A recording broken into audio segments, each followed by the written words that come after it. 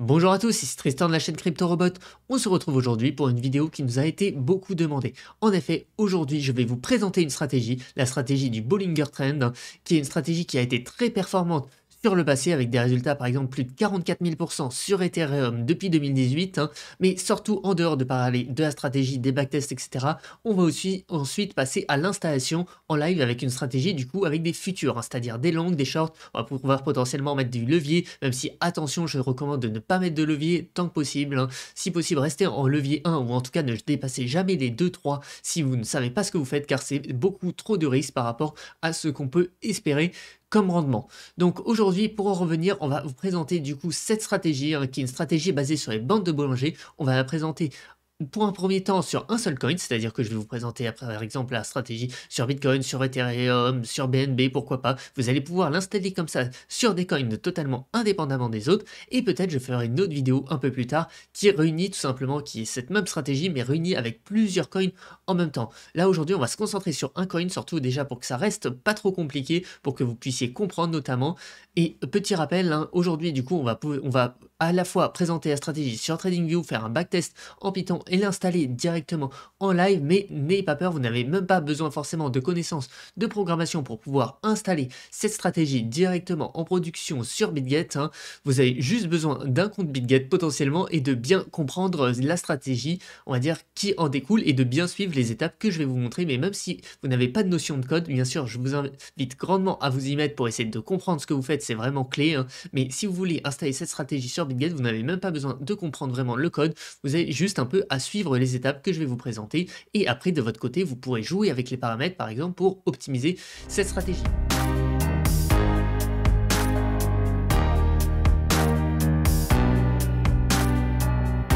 Aujourd'hui et comme d'habitude, la stratégie, les codes et tout ce qu'on va utiliser dans cette vidéo est totalement open source, c'est-à-dire que vous pouvez vous en servir pour faire ce que vous voulez. Attention, comme d'habitude, les performances sur le passé ne présentent rien des performances sur le futur et on n'est pas responsable de ce que vous faites, de ce que vous installez, etc. Évitez surtout le levier et tout ça, encore une fois, je vais le répéter encore plusieurs fois durant cette vidéo, mais c'est très important de gérer votre risque. La seule chose dont vous aurez potentiellement besoin pour cette vidéo, c'est d'un compte BitGet, et si vous n'en avez pas encore un, vous pouvez nous soutenir, ça nous soutient énormément si vous utilisez celui qui est dans la description, tout simplement, qui est un lien d'affiliation CryptoRobot qui vous permettra d'avoir de nombreux bonus à inscription jusqu'à 8000 $. Et surtout, en ce moment, ils nous ont fait, je les ai contactés et ils nous ont fait un petit bonus pour une semaine pour les nouveaux utilisateurs qui s'inscrivent avec notre lien et qui font leur premier dépôt. Vous pouvez avoir jusqu'à 10%, vous pouvez avoir 10% de votre premier dépôt en bonus. C'est-à-dire que si vous déposez 100 $, vous avez 10 $. Si vous déposez 1000 $, vous avez un bonus de 100 $, ainsi de suite, sachant que c'est limité à 100 $ de bonus par utilisateur et que c'est limité aux 100 premiers utilisateurs, soit une cagnotte totale de 10 000 $, ce qui est quand même appréciable, surtout que BitGet en ce moment 0 frais sur le spot et la preuve de réserve qui vient d'être faite. Donc tout ça, c'est des éléments qui peuvent être plutôt intéressants. Et voilà, encore une fois, faites attention, les exchanges, ne déposez pas plus que les fonds nécessaires pour faire du trading, des bots de trading, etc. Nous, on est obligé de les utiliser, mais si possible, évitez quand même au maximum de déposer trop de fonds sur les exchanges. On l'a vu avec FTX, il peut toujours y avoir des soucis, peu importe l'exchange. Donc avant de passer au backtest complet et à l'installation en live, on va commencer tout simplement par décrire la stratégie et comprendre la stratégie grâce à un script TradingView qu'on va tout simplement vous rendre aussi public. Tout ça sera disponible notamment sur notre site. Vous retrouverez le lien dans la description. Donc ici, vous voyez sur notre écran, on trouve deux indicateurs principaux. Le premier indicateur, c'est les bandes de Bollinger, qui est un indicateur assez connu, qui est un indicateur de volatilité basé sur l'écart type, qui est une mesure statistique du coup, et cet indicateur, les bandes de Bollinger, va tout simplement représenter deux bandes, une bande inférieure, et en général, on va baser l'écart sur les deux bandes sur la volatilité, c'est-à-dire que si on a un écart entre les deux bandes qui est faible, alors on estime qu'on a une faible volatilité, comme ça a été le cas par exemple ici. On voit que là, depuis, si on prend les dernières périodes, on était assez plat, et donc on a les bandes qui se sont vraiment resserrées au cours du temps. À l'inverse, lorsqu'on a des gros pics de volatilité comme on le voit là tout d'un coup, l'écart entre les deux bandes devient très très grand. Hop, ça va être notre premier indicateur, c'est les bandes de Bollinger avec au milieu la moyenne, hein, qui est tout simplement une moyenne représentant le cours. Donc ensuite, on a un deuxième indicateur qui est là un peu un indicateur un peu qui va nous permettre de vérifier nos entrées et nos sorties de position, qui est tout simplement une moyenne mobile long terme. Donc une moyenne mobile long terme, c'est tout simplement une moyenne mobile avec beaucoup de périodes. Ici, c'est 500, hein, donc vous voyez qu'elle réagit très lentement, hein, vous voyez que elle arrive ici le cours descend bien plus vite que la moyenne mobile, mais elle va nous servir tout simplement pour filtrer nos positions. C'est-à-dire que on ne prendra des longues que lorsqu'on est au-dessus de cette moyenne mobile long terme et on ne prendra des shorts que lorsqu'on est en dessous de cette moyenne mobile long terme. Donc tout ça, ça va nous aider vraiment à filtrer toutes nos positions, etc. Donc, maintenant, les règles de la stratégie. Elles sont assez simples, vous allez le voir, et elles sont au nombre de 3 pour entrer en position, en tout cas. Pour sortir de position, c'est encore plus simple. Pour rentrer en position, il faut qu'on ait un croisement haussier avec nos bandes de Bollinger. C'est-à-dire qu'il faut tout simplement qu'on sorte des bandes de Bollinger. Vous pouvez le voir ici à ce moment-là, hein, on voit à ce moment qu'on sort des bandes de Bollinger, et donc c'est notre premier signal, hein, de dire qu'on a un croisement haussier avec nos bandes de Bollinger, et donc on confirme tout simplement le fait qu'on casse un peu et qu'on est prêt pour partir en tendance. Attention, là-dessus, il y a vraiment deux écoles et c'est deux types de stratégies et les deux peuvent marcher, ça va vraiment dépendre de comment vous l'exécutez, quels paramètres, etc. Mais il y a deux types de stratégies. Les premières qui, comme on le voit ici, vont tout simplement dire que lorsque je casse mes bandes de Bollinger, c'est que j'ai un pic de volatilité, c'est que je commence à partir vers une tendance haussière, hein, par exemple si on les casse vers le haut. Une autre stratégie consiste à dire que quand on casse les bandes de Bollinger, c'est une anomalie, hein, et donc on estime que le cours va revenir à l'intérieur des bandes de Bollinger et va revenir à la moyenne. Donc ici, nous, on est parti sur une stratégie de tendance qui va plutôt partir sur la première optique, c'est-à-dire que lorsqu'on casse nos bandes de Bollinger, eh ben, c'est un signe d'une tendance haussière. Et on peut voir par exemple ici un exemple qui s'est révélé plutôt bon, même si à la fin un peu mitigé, hein. On voit qu'on a cassé nos bandes, hein, et ça a tout de suite donné suite à une tendance haussière assez importante. Donc, les règles. Première règle, pour un long en tout cas, pour un short ça sera juste l'inverse, on casse nos bandes de Bollinger à la hausse. Deuxième règle, on doit avoir clôturé au-dessus de notre moyenne mobile long terme. Et troisième règle, ça va être un paramètre que je ne vais pas utiliser pour ce que je vais vous présenter aujourd'hui, mais qui peut être utilisé, c'est vérifier l'écart entre nos deux bandes de Bollinger. En effet, vous le savez, les stratégies de tendance, comme celle que je vous présente aujourd'hui, marchent très bien lorsqu'on a des belles tendances identifiées haussières et baissières, mais elles vont beaucoup moins bien marcher lorsqu'on est dans des tendances de type ce qu'on appelle range, hein, donc c'est-à-dire avec un cours qui évolue très peu. Et donc ce qu'on peut faire tout simplement, c'est dire qu'on demande à ne trader que lorsqu'on a un écart qui est supérieur à X%, et ça c'est une condition en fait qui va nous permettre de filtrer un peu les périodes de range. C'est le paramètre que j'appelle ici minimal spread between the two Bollinger Bands, et par exemple imaginons qu'on met 0.1 pour dire 10%, dans ce cas-là, hop, ici on voit que voilà, ça s'update. Ici on voit que du coup on a de temps en temps, on a assez souvent des bandes qui deviennent rouges, hein, c'est-à-dire que lorsqu'elles deviennent rouges, c'est que tout simplement on a notre écart entre les deux bandes qui est inférieur à 10%, et donc la stratégie estime qu'on est en range et donc ça ne fonctionne potentiellement pas. Après, voilà, ce paramètre, vous pouvez vraiment le toucher. Moi, par défaut, je le laisse à 0. Mais en fonction de ce que vous voulez faire, vous pouvez vraiment l'augmenter, etc. Ça peut être une stratégie de l'augmenter et de lui mettre une certaine condition à ce paramètre.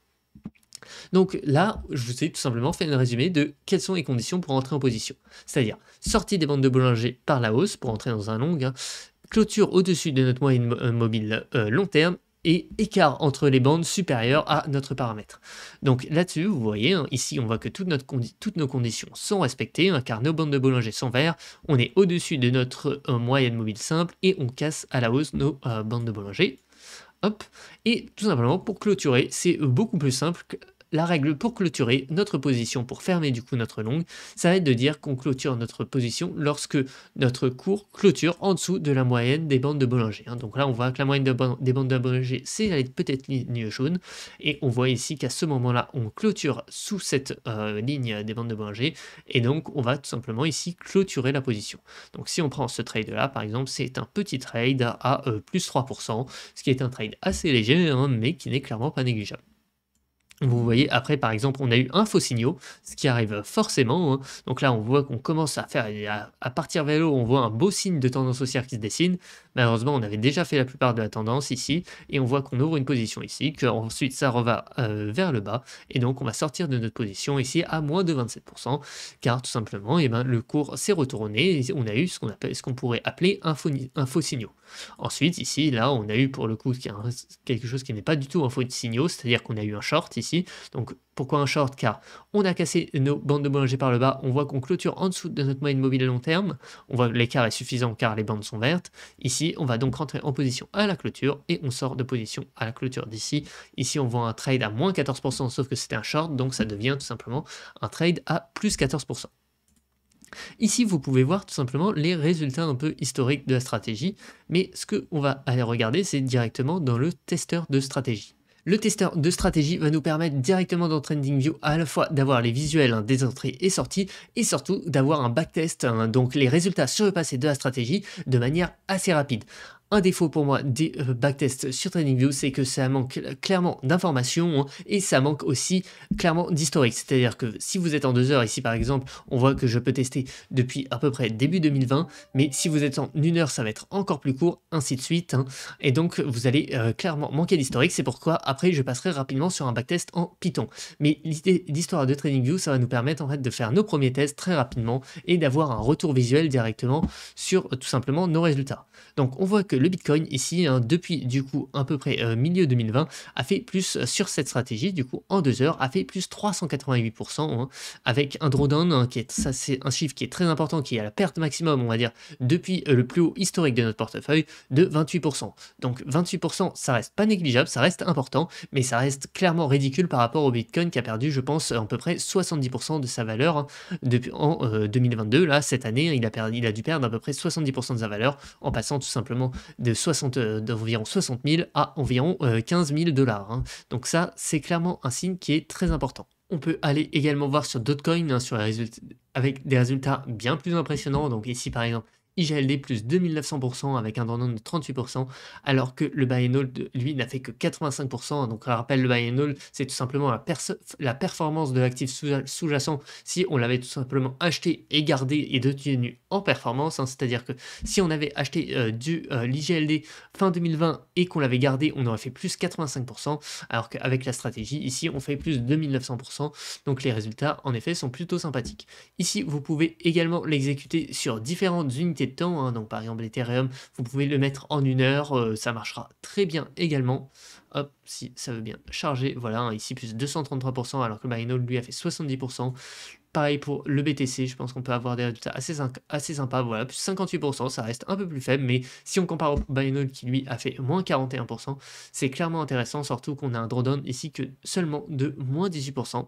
Donc sur les paramètres de la stratégie, je vais les aborder rapidement. Vous pouvez exécuter cette stratégie d'après moi sur 2 time frames, que soit la 1 heure, soit la 2 heures. Les résultats vont être très variés en fonction, forcément. Et derrière, vous avez plusieurs paramètres que vous pouvez remarquer si vous allez dans les petits paramètres de la stratégie. Donc ici, vous avez tout simplement la taille et la window, ce qu'on appelle la window, du coup, si vous voulez, le nombre de bougies pris en compte pour les bandes de Bollinger. Les bandes de Bollinger, c'est du coup notre indicateur principal. Ici, vous voyez qu'on a des bandes de Bollinger à 100, par exemple, je ne sais pas, si on met 50 en bande de Bollinger, on peut faire d'accord, et ça va directement update les résultats. On voit qu'avec les bandes de Bollinger 50, c'est beaucoup moins bon car tout d'un coup on fait moins bien que le buy and hold. Après on peut faire par exemple 200 également, si on veut des bandes de Bollinger qui réagissent très différemment. Vous voyez qu'ici on va faire plus 7%. Donc tout ça en fait, ça va vraiment vous donner des indications. Moi ici je vous ai proposé des paramètres qui d'après moi semblent des bons paramètres. Après ils peuvent être totalement adaptés en fonction de vos envies, etc. L'écart type, enfin le multiplicateur d'écart type, donc c'est ce qui s'appelle Standard Deviation of the Bollinger Bands, ça va peut-être être d'après moi le paramètre le plus important. Donc ici il est à 2.25 et c'est ce que je recommande par défaut, mais vous pouvez complètement le bouger, par exemple à 1.5, on peut aller voir ce que ça donne à 1.5, on voit qu'on fait 7%, pareil on pourrait le mettre à 3 par exemple, hop. Donc ici, ce paramètre, vous pouvez complètement le bouger. Donc là, ici, on voit qu'on fait 27%. Hop, je vais le remettre à 2,25. qui va nous permettre tout simplement, comme je vous l'ai dit, de filtrer un peu, tout simplement, c'est ce qui va donner l'écart entre les bandes, hein. Donc on peut le remarquer ici, hein, vous voyez que là, on a des bandes qui sont assez serrées. Si on met un écart type, je ne sais pas, à 5 par exemple, ici on voit qu'on va avoir des bandes qui sont beaucoup plus éloignées, hein, et du coup forcément, ça va être beaucoup plus rare qu'on sorte des bandes de Bollinger. Hop. Et enfin, on a deux derniers paramètres. Le premier paramètre, c'est l'écart minimum entre les deux bandes, hein. Donc comme je vous l'ai dit, ici j'ai préféré mettre 0, mais comme on l'a vu, on peut mettre par exemple 10%, et tout d'un coup les bandes vont devenir rouges à certains moments, et on va avoir forcément des résultats qui sont différents, hein. Hop. Donc maintenant, je vais remettre 0. Et enfin, ici, on a la longueur de notre moyenne mobile. Donc ici, j'ai mis 500, mais vous pouvez très bien prendre 700 par exemple. Voilà, on voit que ça augmente les performances. Ici, sur 1 heure sur Bitcoin, si on met 700, on pourrait prendre 300 par exemple, voir ce que ça donne. Ici, on voit que c'est aussi un peu mieux. Donc tout ça, ça va vraiment dépendre de ce que vous voulez faire. Vous pouvez même changer le type de moyenne mobile, ce que je ne conseille pas, hein, honnêtement. On va essayer de voir en direct les résultats. On voit par exemple ici qu'avec une moyenne mobile exponentielle, on fait légèrement mieux en 1 heure. Donc tout ça, ça peut vraiment dépendre. Moi, je préfère rester en moyenne mobile simple, mais vous pouvez vraiment faire ce que vous voulez. On va maintenant directement passer au backtest en Python. Donc là, par exemple, je vais vous montrer rapidement ce que vont nous permettre de faire les backtests en Python. Donc là, vous voyez qu'on va demander, par exemple, sur l'Ethereum en 1 heure, depuis 2018, en faisant des longues, des shorts, avec ces paramètres-là, qui sont les mêmes paramètres que je vous ai présentés par défaut sur TradingView. On voit que sur l'Ethereum, depuis 2018, on passe de 1000 $ à 442 000 $, soit une performance de 44 000%, hein, donc rien que ça. Donc ça reste très élevé. Attention, encore une fois, avoir des résultats autant sur le passé, ça ne va pas du tout présager d'avoir ces mêmes résultats sur le futur. Grâce à ce backtest, vous allez avoir pas mal d'informations supplémentaires, hein. Donc là, on voit les différents drawdowns, hein. Donc ici, on voit qu'on a moins 36%. On a les deux drawdowns qui sont pour moi importants. Enfin, c'est-à-dire qu'on va avoir le drawdown trade par trade, hein. C'est-à-dire qu'on va tout simplement regarder notre portefeuille à la fin de chaque trade, mais on peut aussi le regarder en jour par jour. Et on voit que le drawdown en jour par jour est un peu plus important, hein. Donc on voit aussi que le buy and hold performance est de 77%, c'est-à-dire que l'Ethereum a fait 70% depuis 2018. On voit que nous, on fait légèrement mieux, hein, donc plus 24 000% de plus, donc forcément, c'est pas mal. On a 232 trades, on a un win rate d'un peu moins de 50%, ce qui est honnêtement très élevé pour une stratégie de tendance. Pour une stratégie de tendance, on est souvent plutôt autour de 30%, et donc ici, avoir pas loin de 50% en win rate, c'est vraiment pas mal. On a le profit moyen qui est de 3,13%, et on a également les frais payés, hein. Donc ici, 36 000 $, forcément, en même temps, c'est parce qu'on finit avec 442 000 $, mais les frais, ça reste une question qui est très importante, notamment lorsque vous automatisez les stratégies de trading. Donc ici, on va l'installer sur BitGet. Donc forcément, on va vous proposer le code pour installer sur BitGet.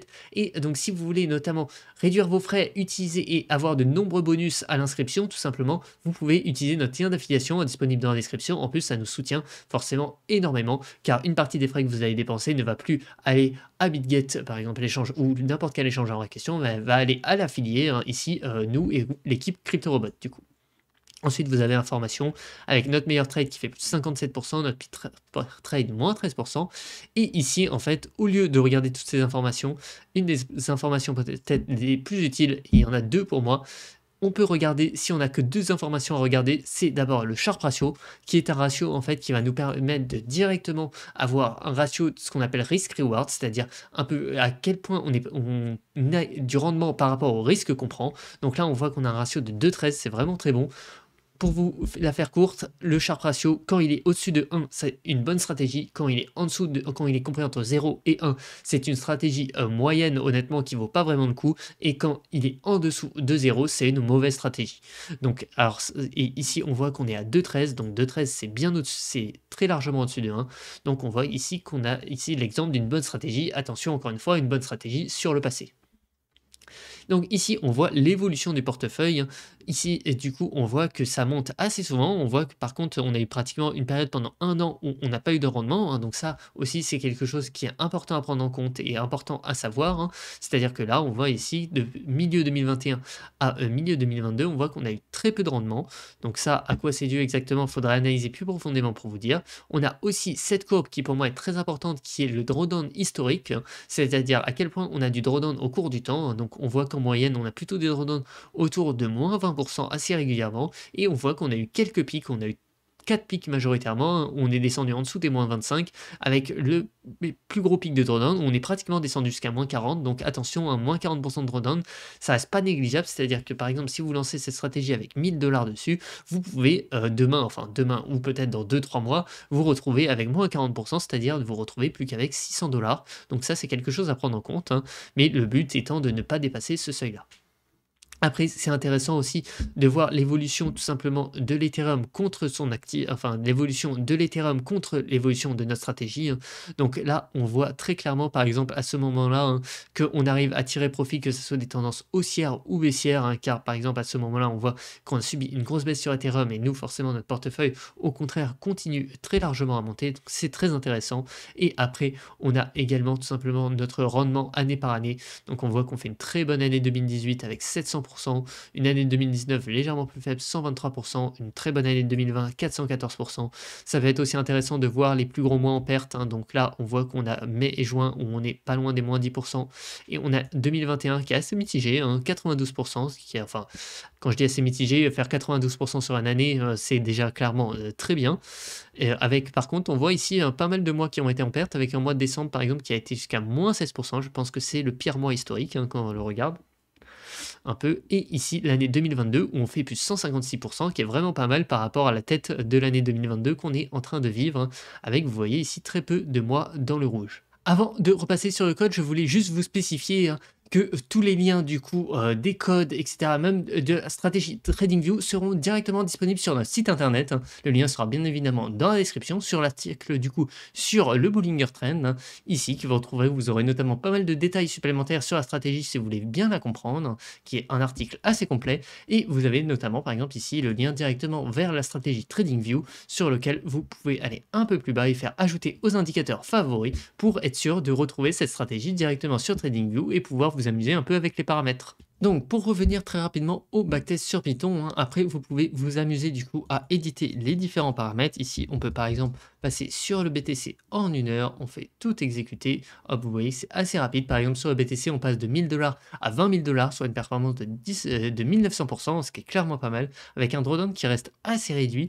Et si vous voulez regarder un peu la courbe du BTC en 1 heure, je la trouve vraiment très belle, car vous voyez qu'elle grimpe vraiment de manière linéaire avec assez peu de drawdown. On voit que les drawdowns vont quand même jusqu'à 30%, mais ce qui reste raisonnable, c'est quand on réinvestit à chaque fois ton seul portefeuille sur un seul actif, hein, avec, vous voyez ici, des performances qui sont plutôt assez sympathiques, avec des petits mois en rouge, forcément, hein, ça reste pas magique, hein, mais on voit quand même qu'on a des très belles performances, en tout cas largement supérieures au Bitcoin, si on doit les comparer par rapport au Bitcoin qui n'a fait que plus 27% sur cette même période de temps, hein. Et après, vous pouvez par exemple aussi vous mettre en 2 heures. Il faut bien évidemment avoir télécharger les données auparavant, hein. Donc ça c'est quelque chose d'important. On voit qu'en 2 heures sur le Bitcoin, on passe de 1000 à 13 000 $. On peut le faire sur à peu près n'importe quel actif qu'on le souhaite. On peut, j'en sais rien, on peut faire sur XRP si vous voulez. On peut essayer sur XRP. On voit que sur XRP, ça donne des résultats qui sont pas mauvais non plus, hein. De 1000 à 18 000 $ avec un drawdown de autour des 40%.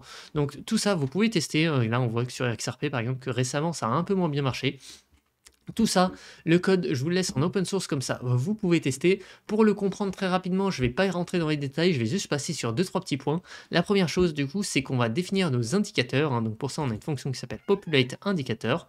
Cette fonction du coup, on va définir nos bandes de Bollinger, ici donc notre lower band, notre higher band, notre EMA band qui est la bande du milieu, et notre moyenne mobile long terme qui va avec long gamma. On va ensuite pour finir récupérer la valeur des bougies précédentes pour certains indicateurs, hein. Donc notamment pour notre bande du milieu, notre lower band, higher band et notre close, hein. Donc ça va nous servir par la suite, on va le voir. Ensuite, on a du coup une autre fonction qui s'appelle populate buy sell. C'est vraiment ici qu'on va définir nos conditions d'achat et de vente. Donc, notamment, pour acheter, quelles sont nos conditions? Et bien, pour acheter, on veut tout simplement que notre N1 close, donc c'est-à-dire notre valeur précédente de clôture, soit en dessous de notre M1 N1 higher band, hein. Donc c'est pareil, c'est notre valeur précédente de la bande supérieure des bandes de Bollinger. Donc ça veut dire qu'on veut tout simplement que avant on soit à l'intérieur des bandes de Bollinger. On veut également que notre valeur actuelle de close soit supérieure à higher band. Donc ces deux conditions sont là pour signifier en fait tout simplement ce qu'on appelle le crossover, c'est-à-dire le croisement à la hausse. C'est-à-dire qu'on demande que les valeurs précédentes soient à l'intérieur des bandes et on demande que la valeur actuelle soit à l'extérieur des bandes. Donc ça signifie tout simplement le croisement des bandes de Bollinger, enfin les croisements du cours avec les bandes de Bollinger. Ensuite, une autre condition, c'est qu'on va vérifier l'écart du coup des bandes de boulanger par rapport à notre paramètre qui s'appelle Meatball Spread. Donc ici, on va regarder du coup l'écart à n-1, hein, pareil, pour vérifier par rapport à la bougie précédente si l'écart entre les bandes de boulanger était supérieur à la valeur qu'on a définie. Et ensuite, la dernière condition, on l'a vu, c'est que notre cours de clôture doit être au-dessus de notre moyenne mobile long terme. Donc tout ça, si c'est le cas, on va mettre true notre Open Long Market qui va nous permettre par la suite d'ouvrir et de fermer les positions.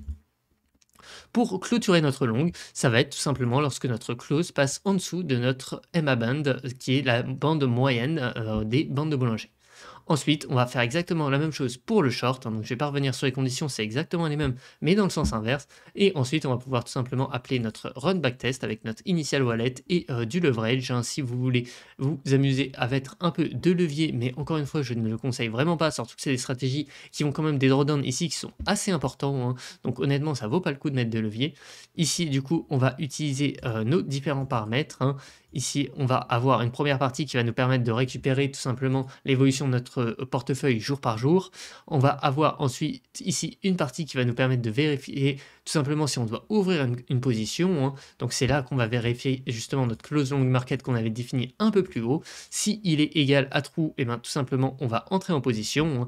Donc on va ici on va sortir de position plutôt, pardon. Excusez-moi, on va sortir de position en calculant du coup le résultat de notre trade, on va appliquer les frais, etc. Et on va sauvegarder tout ça dans un tableau qui s'appelle Trades afin qu'on ait ensuite un historique pour pouvoir analyser. Même principe pour fermer une position short, et en dessous c'est pour ouvrir une position longue, hein. Donc ici on voit que si notre row de open long market est égal à true, et ben on va ouvrir une position au prix de clôture, et si notre open short market est égal à true, on va ouvrir une position également au prix de clôture, sauf que ici ça va être un long et ici ça va être un short, tout simplement. À partir de là, ensuite, on va tout simplement transformer ça sous un tableau, ce qu'on appelle un data frame pandas, et on va pouvoir par exemple récupérer ici, hein, je ne vous ai pas montré, mais ici, si on va juste en dessous ça, ce qu'on peut faire par exemple, c'est récupérer la liste de tous nos trades en faisant df trades, hop, et ici on voit la liste de tous nos trades, hein. Donc on voit que le dernier trade enregistré par exemple a été un short. Mais là-dessus, en fait, on va vraiment se servir en fait de la force aussi de ce projet, hein, qui est un projet que j'ai donné librement en open source, de projet qui s'appelle Backtest Tools, hein. Donc sur ce projet, vous avez vraiment différentes fonctions de code qui sont comme ça déjà tout faites pour pouvoir par exemple vous afficher tous ces graphiques, ces différentes informations, etc.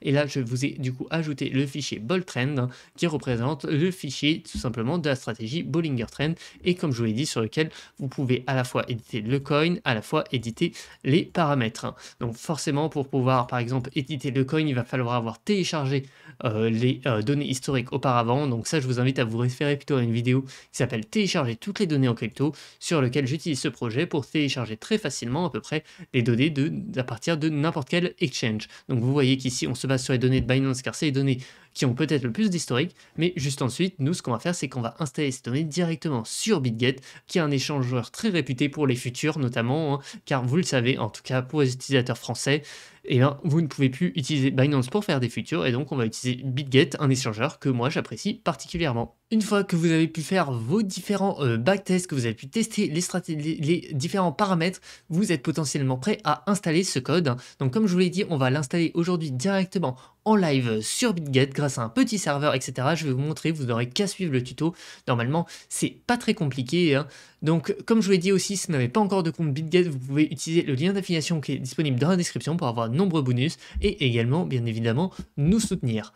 Donc, pour ça, on va utiliser un petit projet, hein, qui est aussi totalement libre et disponible en open source qui s'appelle Live Tools, hein, du coup, sur lequel je vais vous mettre potentiellement différentes stratégies, hein. Donc là, vous voyez que vous avez un dossier qui s'appelle stratégie. Dedans, vous avez un dossier qui s'appelle BoldTrend et ici, vous voyez, vous avez stratégie BitGet, hein. Donc là-dessus, on le verra en direct, hein, mais si vous voulez éditer ce fichier, vous pouvez, hein. Donc pour ça, c'est assez simple. Vous voyez que vous avez juste à changer la paire ici. Par exemple, si vous voulez remplacer BTC par ETH, vous mettez ETH. Vous avez la time frame, hein, ici 1 heure. Vous avez le levier ici que j'ai mis à 0,1, mais que je vais mettre, je pense, par défaut à 1, hein. Ça, c'est si vous voulez faire vos premiers tests, vous pouvez mettre 0,1. Comme ça, vous pourrez tester, hein. Donc ça va être vraiment comme vous le souhaitez de mettre. Vous pourrez mettre vraiment le levier que vous voulez. Et ensuite, du coup, vous avez les types, donc là, ça veut dire que vous allez faire du long et du short, et vous avez les 4 paramètres qu'on a déjà vus, hein, donc la ball window, la ball STD, le min ball thread et la long MA window, hein, donc tout ça, c'est les paramètres qui sont disponibles à la fois dans TradingView et à la fois dans le code de backtest. Ensuite, vous voyez qu'on va avoir différentes fonctions, hein, notre open long qui va être exactement à peu près la même chose que ce qu'on a déjà vu avant, notre close long, notre open short et notre close short. Et après, on va se connecter tout simplement à BitGet. On va récupérer l'historique, on va récupérer 1000 données d'historique. On va ensuite dégager tout ce qui n'est pas open, high, low, close. On va définir du coup nos indicateurs comme avant. On va récupérer ensuite notre balance en USDT. On va récupérer nos positions. On va simplement récupérer si on a une position en cours sur l'actif voulu, et si on a une position en cours, donc si notre taille de position est supérieure à 0, on va vérifier s'il faut la fermer si c'est un long, la fermer si c'est un short, et si on n'a pas de position en cours, dans ce cas-là, on va vérifier si on doit ouvrir un long, si on doit ouvrir un short, tout simplement. Donc tout ça, on va le voir tout simplement en direct. Vous aurez aussi besoin d'un compte chez AWS. AWS, c'est le plus grand hébergeur cloud du monde, hein, je pense, sur lequel vous pourrez du coup louer des petits serveurs qui vont vous permettre d'exécuter tout simplement ce code. Et le gros avantage, c'est que vous aurez un serveur qui est gratuit pendant un an, hein. Donc ça, on va le voir. Mais du coup, une fois que vous avez un compte AWS, vous allez dans la partie EC2, hein. Donc pour ça, vous avez juste à taper EC2, vous voyez, vous cliquez là-dessus, et ça va vous emmener directement vers une fenêtre de ce type-là qui va vous présenter du coup un peu vos différents serveurs. Et ce qu'on va faire tout simplement, nous, c'est lancer une instance. Donc on clique sur lancer une instance, lancer une instance. Donc ici, je vais l'appeler par exemple Bollinger Trend. Hop, je vais mettre une instance de type Ubuntu, donc ça c'est assez important. Hop, ici, ça je vais laisser par défaut, vous voyez, éligible à l'offre gratuite, hein, donc je ne vous ai pas menti. Ensuite, type d'instance, on va aussi laisser par défaut T2.micro, éligible à l'offre gratuite, pareil, je ne vous ai pas menti. Donc, ensuite, ça, très important, paire de clés connexion, c'est ce qui va vous permettre de vous connecter à votre instance. Donc, si vous n'avez jamais fait, ce que vous pouvez faire, c'est vous faites créer une paire de clés.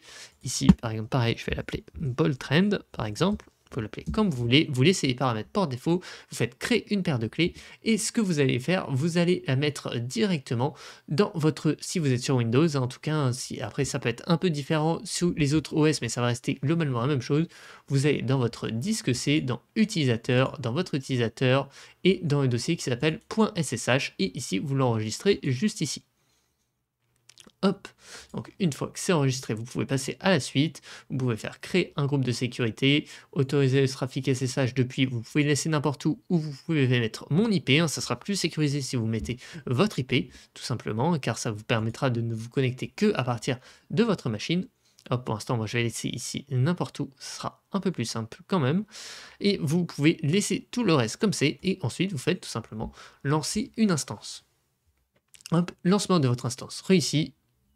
Donc là, on est lancé, on va afficher toutes les instances, elle va prendre peut-être quelques temps à se redémarrer, hein. Hop.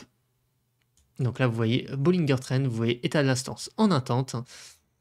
Vous voyez que moi, j'en ai pas mal d'autres. Voilà, elle est déjà en cours d'exécution, hein. Donc ensuite, lorsqu'elle est en cours d'exécution, ce que vous pouvez faire, c'est faire clic droit, se connecter. Hop, ici, vous allez dans Client SSH. Et ici, vous allez copier-coller directement grâce au petit bouton, vous pouvez copier-coller à la main si vous voulez, la petite ligne de commande qui est juste en dessous. Une fois que c'est fait, vous allez directement sur votre dossier SSH. Alors, tac, tac, tac. Donc, c'est... Hop, je vais me mettre ça ici. Donc, c'est utilisateur, votre utilisateur et .ssh, et ici vous ouvrez une commande ici, donc pour ça vous tapez, vous allez tout en haut là comme je le suis et vous tapez cmd et entrée, ce qui va directement vous ouvrir un invité de commande et sur lequel vous avez juste à copier-coller la ligne qui vous avait été marquée. Hop, donc là vous pouvez mettre yes. Et là, vous voyez que je suis connecté à un instance Ubuntu. Vous voyez que je suis sur Windows. Et là, vous voyez sur ma console Ubuntu avec mon IP. Et donc ça, je suis directement connecté à mon serveur distant. Et ce que j'ai fait pour vous faciliter un peu les choses, normalement, c'est que je vous ai fait des commandes qui vont vous permettre tout simplement de installer le tout beaucoup plus rapidement que ce qui est d'habitude nécessaire. Pour ça, vous voyez, vous avez deux commandes à faire. La première, ça va être celle-là. Hop, donc vous copiez, hop, et vous collez si ça veut bien. Alors, ce que je vous conseille de faire, c'est de faire un clic droit, hop, car sinon ça risque de ne pas marcher, voilà.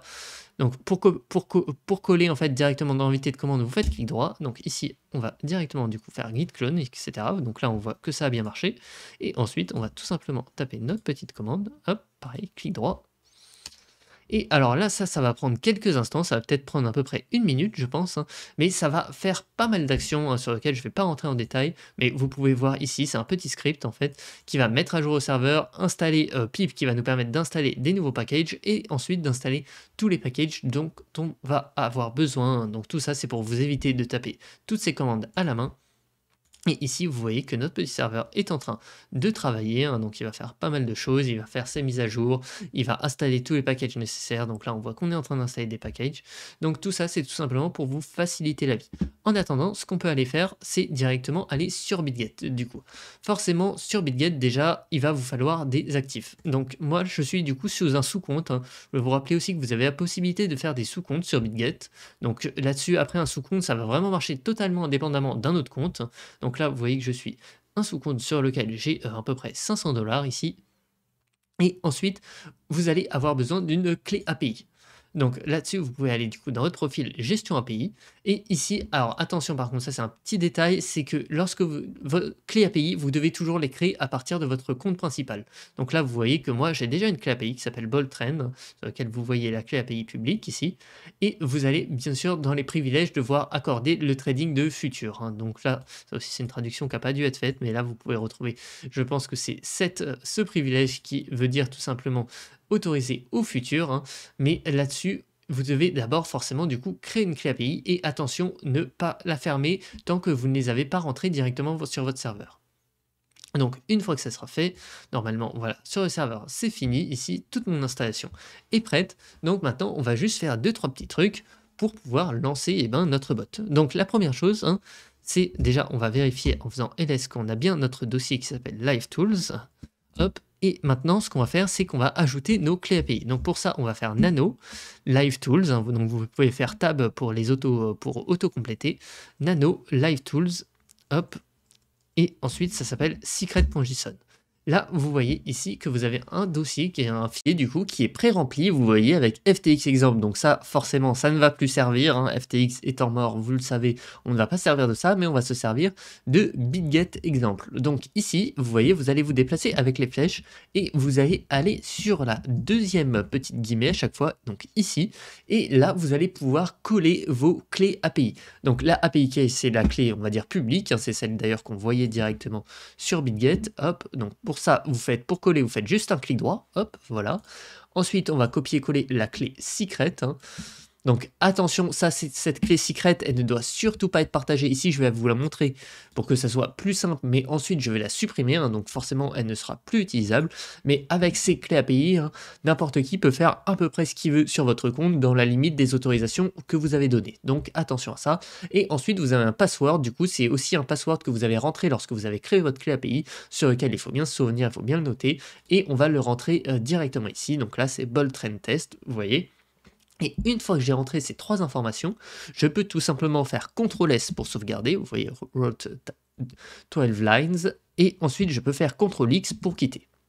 Donc là, je me retrouve comme avant sur mon serveur, et maintenant, ce qu'on va faire, c'est qu'on va aller rapidement éditer notre fichier de stratégie pour pouvoir toucher les paramètres, pour pouvoir faire un peu ce qu'on veut. Alors, pour ça, on va faire nano, live tools.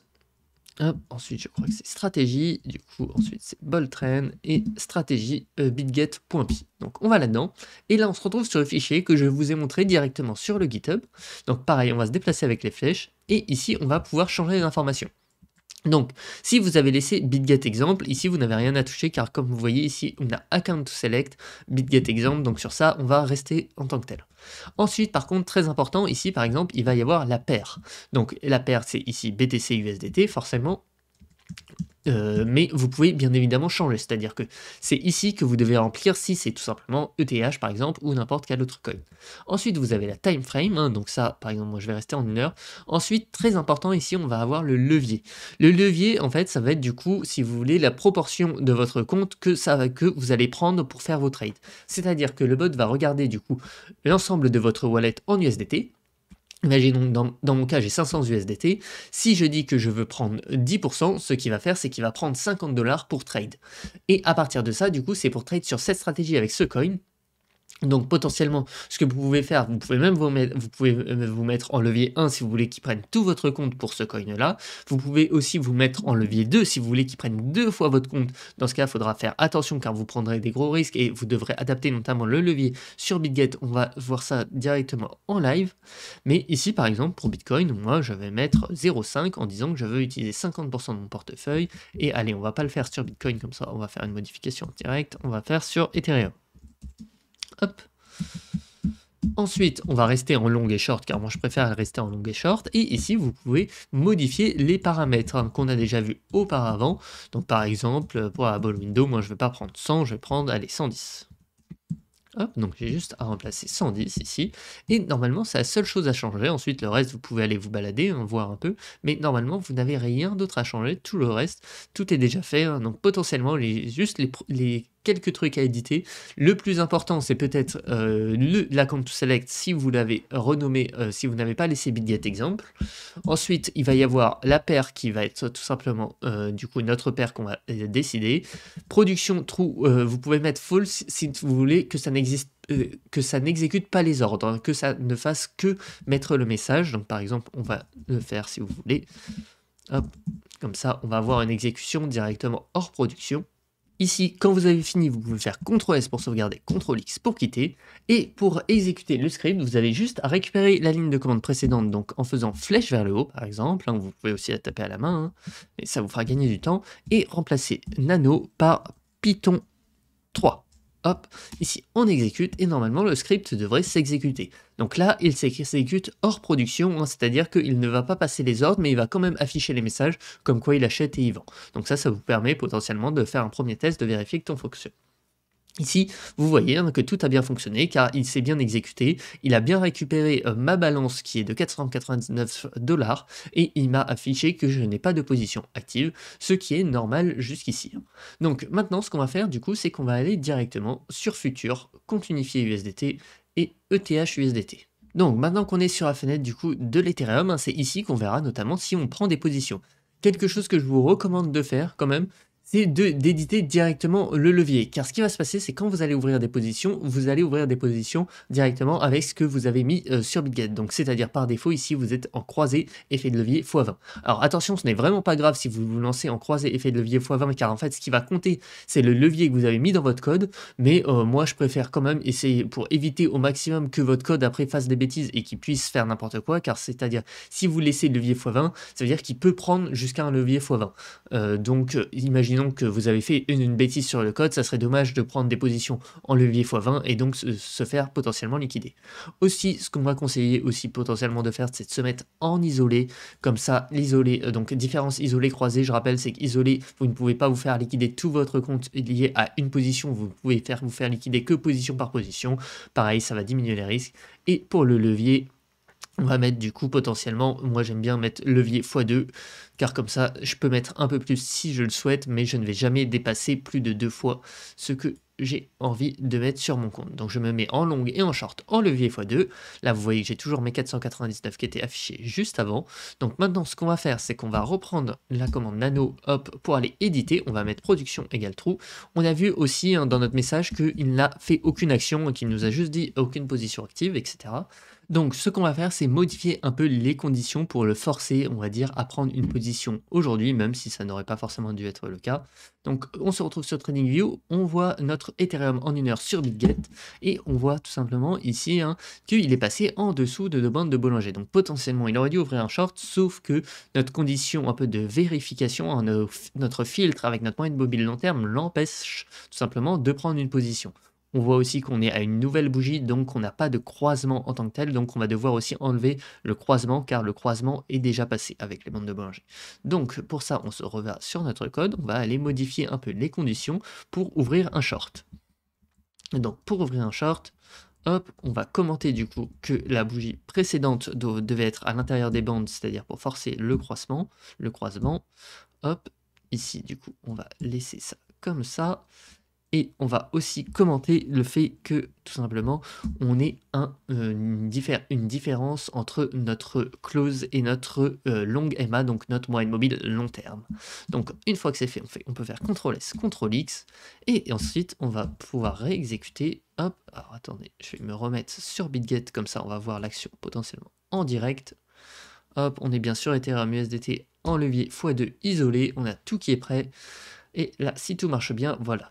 Là, on voit qu'on a nos active position, hein, et à ce moment-là, on voit que notre bot place un short, un place open short market order de 0,2 ETH USDT au prix de 1228,68, ce qui fait à peu près 245 $. Donc 245 $, c'est exactement ce que je voulais. Pourquoi? Car tout simplement, j'avais un wallet à peu près de 500 $, et je me suis mis en levier 0,5, hein, c'est-à-dire qu'il va prendre la moitié de mon portefeuille pour ouvrir ses positions sur notre actif. Donc là, on voit qu'on a un short en cours, hein, qui vient de commencer ici tranquillement, et qui va faire sa petite vie, hein. Donc vous voyez qu'il est bien du coup maintenant en x2 isolé, hein. Donc comme je vous l'ai dit, il va prendre les paramètres que vous avez affichés juste au-dessus, donc ça n'hésitez pas à les changer. Mais encore une fois, dans tous les cas, ce n'est pas très grave car le levier qui va compter, c'est vraiment le levier que vous avez indiqué dans votre code. Comme vous le voyez ici, hein, j'ai pris une position à 245 USDT, alors je suis en levier x2 et j'aurais pu prendre une position jusqu'à 1000 USDT. Donc pour vous dire que ce qui va compter, c'est ce qui est marqué dans votre code, mais par sécurité, je vous conseille quand même de vous mettre en isolé et de vous mettre avec un levier, avec un levier légèrement au-dessus de celui que vous avez mis dans votre code, mais pas beaucoup plus. C'est-à-dire que si vous êtes en dessous de 1, vous pouvez mettre peut-être jusqu'à 2 de levier, et si vous voulez vous mettre à 2, vous pouvez mettre, si vous voulez mettre dans votre code un levier de 2, vous pouvez par exemple ici mettre un levier de 3 directement pour vous permettre, on va dire, d'ouvrir et de fermer vos positions, mais sans prendre trop de risques. Donc ensuite, on va réexécuter le code pour que je vous montre un peu ce que ça fait. Maintenant qu'on a une position en cours, normalement, il ne va pas vouloir en rouvrir une et il ne va pas vouloir la fermer car nos positions sont bonnes, hein. Donc ici, vous voyez que j'ai toujours du coup ma balance qui est toujours là. J'ai ma current position, hein. Donc ma current position, on voit que j'ai un short ouvert, etc. Donc ça, c'est des petits affichages qui vont nous permettre un peu de traquer tout simplement notre bot de trading. Ce qu'on va faire maintenant aussi en dernier exemple, c'est qu'on va fermer cette position en fermeture flash pour qu'elle soit fermée instantanément. Et on va ouvrir par exemple un petit long, hein, j'en sais rien, de 0.1 ETH. Hop. En market 0.1. Hop. Acheter un long. Donc, si on reva sur TradingView, on voit qu'on est tout simplement en dessous de notre moyenne des bandes de Bollinger, hein. Donc, actuellement, on ne devrait pas être en long. Donc, ce qu'on va faire, c'est j'ai ouvert ici un petit long, tout simplement, pour vous montrer ce que ça va donner aussi lorsqu'on a un long ouvert, hein. C'est-à-dire que, normalement, il va tout simplement le fermer. Donc là, on voit notre position qui était active ici, hein, donc current position, on voit que notre position était active et qu'on a tout simplement passé un ordre pour clôturer notre ordre ici de 0,1 ETH, ce qui représentait à peu près 122 $, hein. Donc là-dessus, c'est vraiment tout simplement en fait ce qui nous permet après d'acheter et de vendre, hein. Donc là, vous avez un exemple d'achat, vous avez un exemple de vente. Alors attention, je vais remodifier le code directement avec vous pour on n'installe pas quelque chose qui ne soit pas bon. Hop. Donc là, il fallait rajouter le N. Et on va enlever le dernier commentaire. Voilà. Hop. Et maintenant, notre code est complètement fonctionnel. On vient de le voir. On a testé différentes conditions. Notre code est fonctionnel. Donc, ce qu'on va faire pour finir, c'est tout simplement lui dire de s'exécuter toutes les heures. Donc, pour ça, ce que vous pouvez faire, c'est directement sélectionner comme ça, hein. Vous n'avez pas besoin de faire copier pareil sur votre console, il suffit de sélectionner pour faire copier et clic droit pour coller. Hop. Ensuite, ce qu'on va faire, c'est aller dans Cron Tab. Donc Cron Tab, c'est ce qui va nous permettre de dire à notre code de s'exécuter toutes les heures. Hop. Cron Tab-E. Donc si c'est la première fois que vous êtes sur votre machine, on va vous proposer plusieurs options, vous prenez la 1. Hop, et ensuite vous avez c'est une sorte de nouveau fichier ici, et vous allez pouvoir aller tout en bas ici et rajouter le petit code que je vais vous donner, enfin une petite ligne de commande. Vous allez rajouter 0 espace étoile espace, étoile, espace, étoile, espace, étoile. Donc ces 5 chiffres ici, c'est un peu comment on écrit dans ce genre de fichier. C'est tout simplement pour dire quand exécuter notre fichier. Donc 0 espace 4 étoiles, comme ça veut dire exécuter notre fichier à toutes les minutes 0 de chaque heure. Donc c'est-à-dire qu'on va exécuter notre fichier à 10h, à 11h, à 12h, etc. Chaque heure, tout simplement, on va l'exécuter. Et ça, vous pouvez laisser ça. Vous pouvez même potentiellement mettre moins avec des 5 minutes. Enfin, vous pouvez faire un peu ce que vous voulez, mais normalement, en 1 heure, ça suffit. Vous pouvez même laisser ça si vous êtes en 2 heures, en sachant que normalement, votre code va s'adapter tout seul. C'est pas grave s'il se lance plus souvent, sachant qu'il aura fermé et ouvert les positions au bon moment. Donc, il faut toujours que cet intervalle de temps soit au minimum égal à l'intervalle de temps de votre code. C'est-à-dire que vous ne pouvez pas laisser en 1 heure si votre code est en 30 minutes, par contre. Donc ça, c'est un détail. Hop, et maintenant, on va coller en faisant clic 3. Ah, il n'a pas voulu copier, il n'a pas voulu bien copier. Donc je vous ai peut-être dit une bêtise, mais sinon, on va le remettre. Donc c'est Python 3 live. Hop, tools slash strategy slash, on va vérifier ça quand même sur, alors voilà, c'est pas stratégie, c'est strategies. Hop, slash boldtrend slash stratégie bitget. Hop. Donc là, mettez point .py aussi. Et ce qu'on va faire aussi, c'est pour avoir un certain historique, on va faire 2 flèches cronlog.log. Ici, en fait, ça va nous permettre d'écrire tous les messages qu'on a marqués dans un fichier. Comme ça, on pourra aller récupérer ce fichier et voir un peu ce qui s'est passé, tout simplement, dans notre bot. Vérifier que l'exécution se passe bien, qu'on n'a aucun souci, etc. Donc là, vous pouvez faire CTRL-S, CTRL-X pour quitter, et là, vous n'avez plus rien à faire, votre bot est fonctionnel, hein, c'est-à-dire qu'il va s'exécuter automatiquement toutes les heures. Pour ça, je vais vous faire une petite démonstration en l'exécutant un peu plus souvent que nécessaire. Donc pour faire la démo, tout simplement, on va remodifier notre cron tab ici, et on va modifier le 0 par une étoile. Donc quand vous avez 5 étoiles, ça veut dire que votre code va s'exécuter toutes les minutes. Donc on va attendre peut-être une petite minute, hein, et normalement on devrait très rapidement du coup voir notre code qui s'exécute. Tout simplement, vous voyez que ici vous avez un fichier qui s'appelle cronlog, hein. Donc ce qu'on peut faire, c'est qu'on va attendre une petite minute ici, et dès que la minute sera passée, normalement on devrait voir directement dans notre cronlog les résultats de notre fichier, et les résultats, on va dire, de notre bot, hein, qui va marquer un peu les messages qu'on a vus juste avant, c'est-à-dire il va marquer ça, son heure d'exécution, sa balance, sa position actuelle, et est-ce qu'il ouvre ou il ferme une position, et enfin sa fin d'exécution, qui était le message qu'on a vu juste un peu au-dessus. Donc là, normalement, notre minute est passée, donc si on fait nano cronlog.log, ici, vous voyez qu'on voit directement notre message qui s'est affiché, hein, donc start execution, notre balance, no active position, et end of execution time. Donc là, vous voyez hein, que votre bot est tout simplement fonctionnel. Vous pouvez même le laisser en 1 minute par 1 minute, hein, normalement, ça fera pas spécialement de mal, hein. Votre serveur, il n'y aura aucun problème avec ça. Et enfin, pour finir, ce que vous pouvez faire aussi, hein, c'est tout simplement, si vous le souhaitez, lancer ce bot sur plusieurs coins en même temps. Ce que vous allez devoir faire, c'est copier le fichier qu'on a vu juste avant, hein. Donc c'était ici, par exemple, ce que vous pouvez faire, c'est faire, au lieu de nano, ici vous faites cp, tac, dans... Et là, vous pouvez remettre la même chose, stratégie, boldtrend, stratégie bitget 2 par exemple. Hop. Donc là, maintenant, ce que vous allez faire, c'est pouvoir éditer aussi ce même fichier. Tac, tac, tac.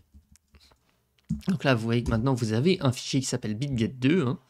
Hop. Ici, pareil, vous pouvez modifier, par exemple, le lancer sur BTC. Je vais le mettre avec un levier 203. Hop. Et ici, vous pouvez maintenant tout simplement l'exécuter hein, comme avant en faisant tac tac Python 3, et sauf que là vous rajoutez hop bitget 2, et là ça va s'exécuter sur le BTC. Donc là pareil, il n'a rien à faire sur le BTC, mais et pareil, si vous voulez du coup l'exécuter maintenant toutes les heures sur le BTC, vous allez faire dans votre cron tab ici, vous allez rajouter directement vos 0 espace étoile espace étoile espace étoile espace étoile, hop Python 3. Donc là, attendez, je vais essayer de récupérer tout ça, ce sera un peu plus simple. Hop, voilà. Et là, je vais juste mettre stratégie BitGet 2. Et là, voilà, maintenant, tout simplement, à chaque minute, on va exécuter à la fois mon BitGet normal qui tournait sur l'Ethereum, à la fois mon BitGet 2 qui tourne sur le BTC. Donc là, comme ça, vous pouvez faire un peu votre propre combinaison de coins en adaptant votre levier sur chaque coin, etc. Et il va prendre tout simplement ses positions à la fois sur les différents scripts que vous avez mis. Attention tout de même, essayez de ne pas dépasser les 4 ou 5 scripts, sinon votre serveur risque d'avoir du mal. Si vous dépassez les 4-5 scripts en même temps, sinon il faudra faire des petites manipulations sur lesquelles je pourrais vous guider si vous venez nous rejoindre sur le Discord par exemple, hein, ça peut être une solution, mais sinon normalement à part jusqu'à 4-5 coins, vous n'aurez aucun problème et votre bot sera totalement fonctionnel et très rapide à la fois sur les différents coins que vous avez marqués.